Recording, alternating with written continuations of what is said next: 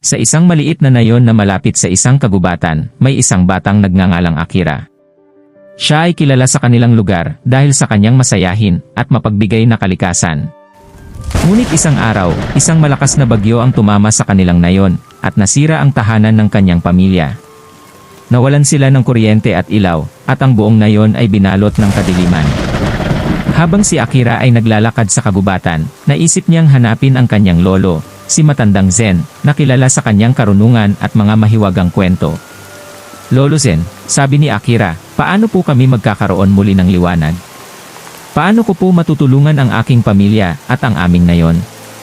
Ngumiti si Matandang Zen at sinabing, sumama ka sa akin, Akira.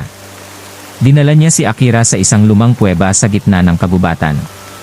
Sa loob ng kuweba, mayroong isang maliit na lampara na nagliliwanag kahit nasa pinakamadilim na sulok. Ito ang liwanag ng pag-asa, sabi ni Matandang Zen. Kapag ang liwanag na ito ay nasa puso mo, kahit anong dilim ang dumating, hindi ka mawawalan ng pag-asa. Naguguluhan si Akira at nagtanong, paano po namin magagamit ang liwanag na ito upang magbigay ng liwanag sa aming nayon? Ang lihim, sabi ni Matandang Zen, ay hindi sa lampara, kundi sa iyong puso. Kapag puno ng pag-asa at pagmamahal ang iyong puso, magagawa mong magbigay ng liwanag sa iba kahit sa pinakamadilim na panahon.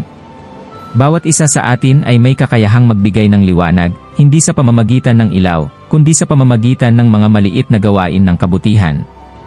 Napaisip si Akira at nagtanong, paano ko po ito gagawin? Simulan mo sa pamamagitan ng pagtulong sa iyong pamilya at mga kapitbahay. Magdala ka ng pag-asa at liwanag sa kanila sa pamamagitan ng iyong mga salita at gawa. Sa bawat ngiti at kabutihan na iyong ipapakita, ikaw ay magiging isang lampara na magbibigay liwanag sa kanilang mga puso, sabi ni Matandang Zen. Mula noon, si Akira ay nagsimulang tumulong sa kanyang pamilya at mga kapitbahay. Nagdala siya ng pagkain sa mga nangangailangan, nagbigay ng damit sa mga walang saplot, at nagpakita ng pagmamahal sa lahat ng kanyang makakasalubong. Unti-unti, ang nayon ay napuno ng liwanag ng pag-asa at pagmamahal. Hindi nagtagal, ang kuryente ay naibalik sa kanilang nayon, ngunit ang tunay na liwanag ay nanatili sa puso ng bawat isa.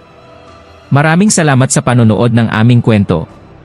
Kung nagustuhan niyo ang aming video, huwag kalimutang i-like, i-share, at mag-subscribe sa aming channel.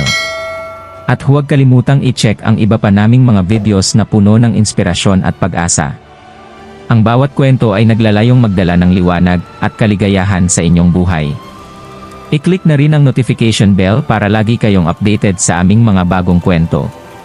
Ang inyong suporta ay makakatulong sa amin upang makapag-produce pa ng maraming inspiring na kwento. Kita-kits sa susunod na video.